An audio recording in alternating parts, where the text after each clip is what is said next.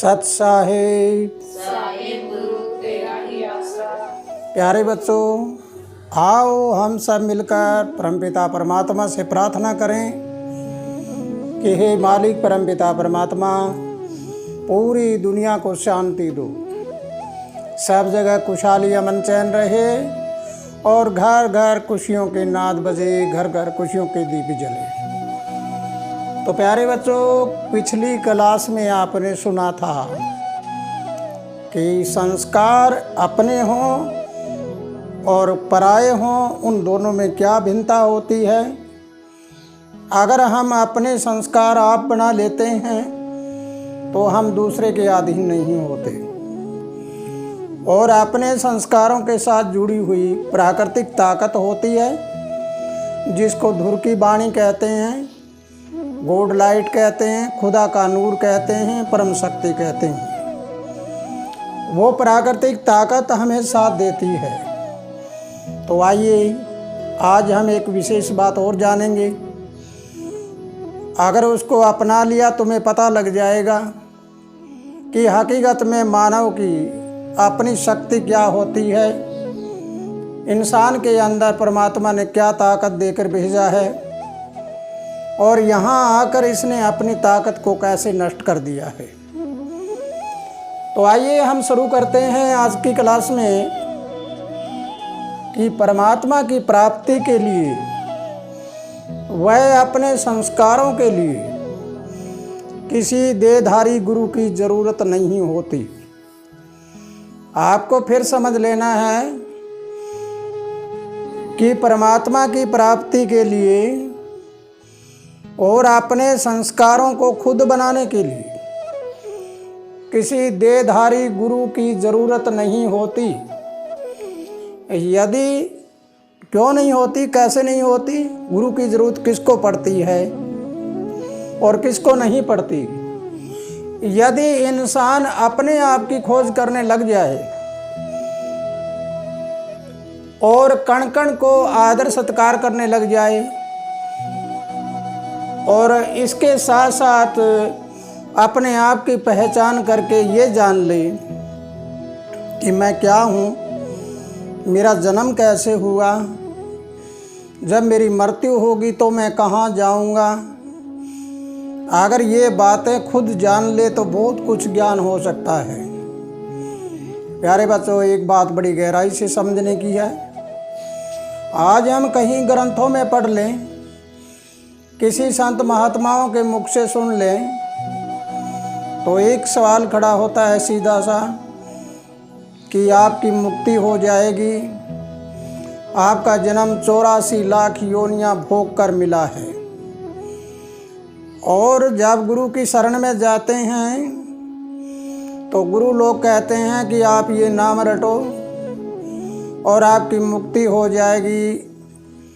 मुक्ति का मतलब बताते हैं कि आगे तेरा जन्म मरण नहीं होगा, अर्थात तू दोबारा आदमी नहीं बनेगा। तो क्या बनेंगे? पहले हमें अपने दिमाग में सोचना है। परमात्मा ने मुझे सोचन शक्ति दी है, हमें अपना दिमाग दिया है, इसकी चाबी हमारे अपने हाथ में है कि तुम गहराई से सोच के देखो और अपने आप से पूछो कि जो हमें बताया गया है कि 84 लाख योनियां भोग कर ये मनुष्य चोला मिला है, तो मैं इससे पहले क्या था। अगर मैं इससे पहले क्या था ये पता लग जाए तो मुझे ये भी पता लग जाएगा कि 84 लाख योनियां होती है या नहीं। लेकिन इसके बाद में मुझे ये पता लग जाए कि जब मैं चोला छोड़कर जाऊंगा तो मैं कहाँ जाऊंगा, मेरा रास्ता कहाँ है, वो मुक्ति स्थान कहाँ है जहाँ पर मैं जाकर रहूँगा।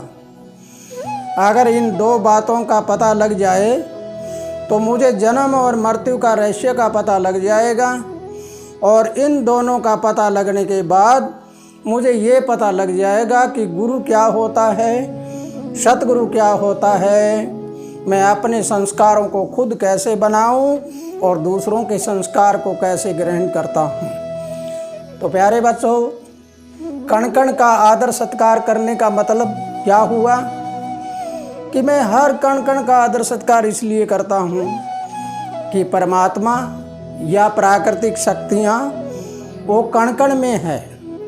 जब मैंने एक विशाल पावर को, विशाल शक्ति को अपना गुरु मान लिया, तो फिर वो कण कण में रमा हुआ है, तो मैं सबका आदर सत्कार करते हुए सबका झुकूं, सबके आगे झुककर चलूं। लेकिन याद रखना 3 बातें। सबसे पहला होता है स्वीकार करना, कि मैं इस बात को स्वीकार करूं कि प्रकृति कण कण में होती है, परमात्मा कण कण में है। दूसरा होता है जब मुझे स्वीकार ये हो गया, ये बात मैंने स्वीकार कर ली, तो मेरे हृदय में ये होना चाहिए कि सबका आदर सत्कार करूं, चाहे भला है चाहे बुरा है। प्रकृति में सभी भले और बुरे बराबर होते हैं, तो सबका आदर सत्कार करूं। उसके बाद में तीसरा चरण होता है स्वागत करना।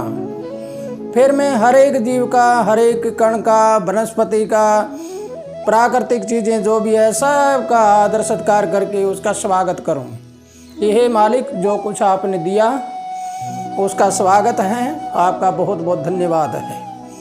तो पहले हमने क्या किया, पहले एक्सेप्ट किया, फिर रिस्पेक्ट किया और फिर उसका वेलकम किया। तो ये 3 चीज़ जब मेरे अंदर आ जाती है, तो फिर इसके बाद में हमें चलना है आगे। आगे चल के देखना है कि कुछ नियम ऐसे हैं जो हमें बिना ही गुरु के मिल जाते हैं, यानी प्रकृति हमारा गुरु बन जाता है।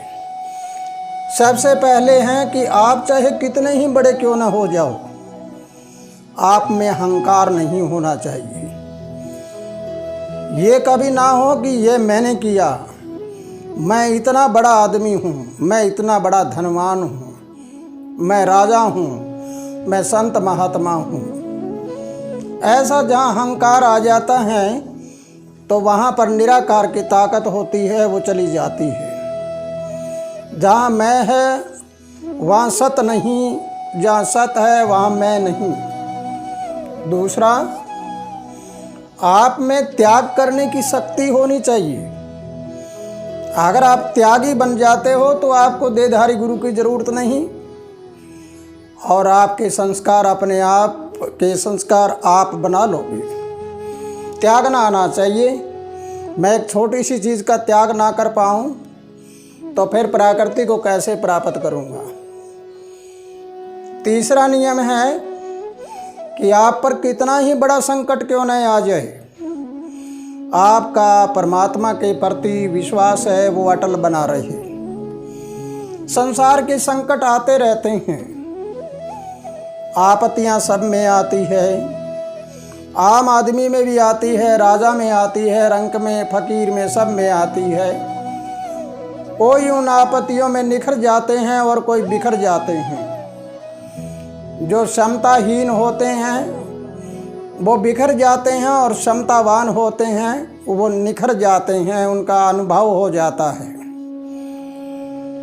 फिर चौथा नियम ये है कि आप चाहे कितने ही कमज़ोर हो जाओ शरीर से, यानी आपकी हड्डियां रह जाए, लेकिन आपका आत्म बल मजबूत होना चाहिए।